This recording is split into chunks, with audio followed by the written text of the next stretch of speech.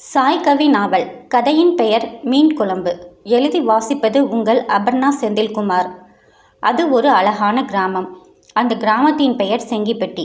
அந்த ஊரின் மத்தியில்தான் காசிநாதனின் குடும்பம் வசித்து வந்தார்கள். அவரின் மனைவியின் பெயர் அங்கை. அவர்களுக்கு 2 பிள்ளைகள். மூத்தவன் பெயர் கதிரவன், இளையவன் பெயர் சந்திரன். இருவரும் அருகில் உள்ள பள்ளியில் 9ஆம் வகுப்பு மற்றும் 7ஆம் வகுப்பு படித்து வருகின்றனர்.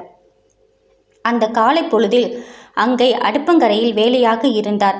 அங்கே வந்த கதிரவன், அம்மா எனக்கு லேட் ஆகுதுமா, என்னம்மா பண்ணுறீங்க, இன்னும் சமைச்சு முடிக்கல?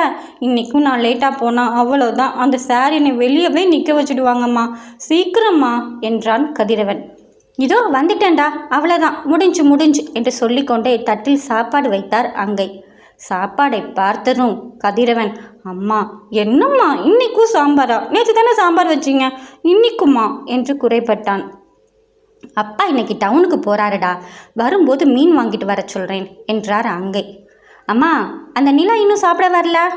டேய் அப்படி கூப்பிடாதடா, அவன் காதில் விழுந்துச்சுன்னா சண்டைக்கு நிற்பான் என்றார் அங்கை. நான் ஒன்றும் தப்பாக சொல்லலையே, சந்திரனுக்கு இன்னொரு பெயர் என்னம்மா? நிலாதானே, அப்புறம் என்ன, நான் அப்படி தான் கூப்பிடுவேன் என்றான் கதிரவன். கூப்பிடுவடா கூப்பிடுவ, உன் வாயை உடைச்சா எப்படி கூப்பிடுவேன்னு பார்க்குறேன் என்றான் சந்திரன். இருவரையும் சமாதானம் செய்து சாப்பிட வைத்தார் அங்கை. சாப்பிட்ட பிறகு கதிரவன், அம்மா எனக்கு என்ன தேய்ச்சி விடுறீங்களா என்றான். உடனே சந்திரனும், எனக்கும் தேய்ச்சி விடுங்கம்மா என்றான். சரிடா சரி, 2 பேருக்கும் தேய்ச்சி விடுறேன், உட்காருங்க என்றார் அங்கை. கதிரவனுக்கு எண்ணெய் தேய்த்து விட்டு சிறிது மசாஜ் செய்து விட்டார் அங்கை.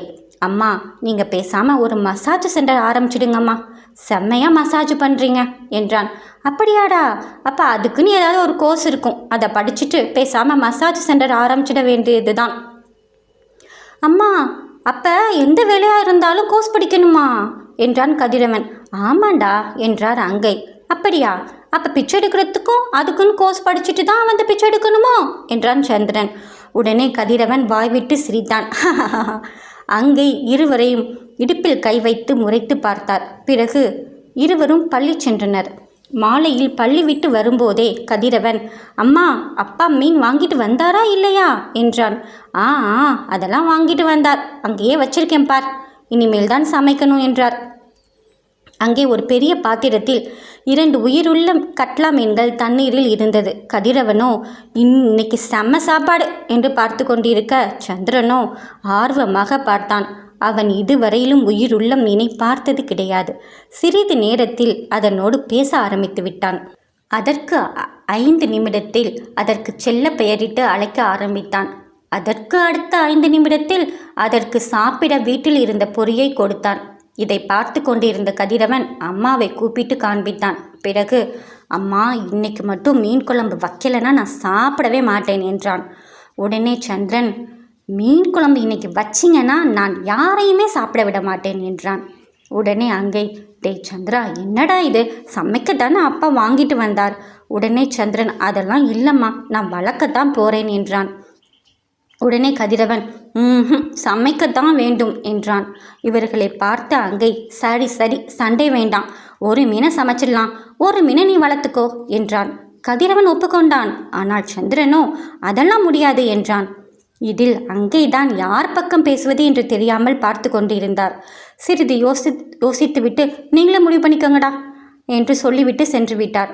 அவருக்கு தெரியும், கதிரவனுக்கு சப்போர்ட் செய்தால் சந்திரன் கோவித்து கொள்வான், சந்திரனுக்கு சப்போர்ட் செய்தால் கதிரவன் கோவித்து கொள்வான். எனவே அவர் நைஸாக எஸ்கேப் ஆனார்.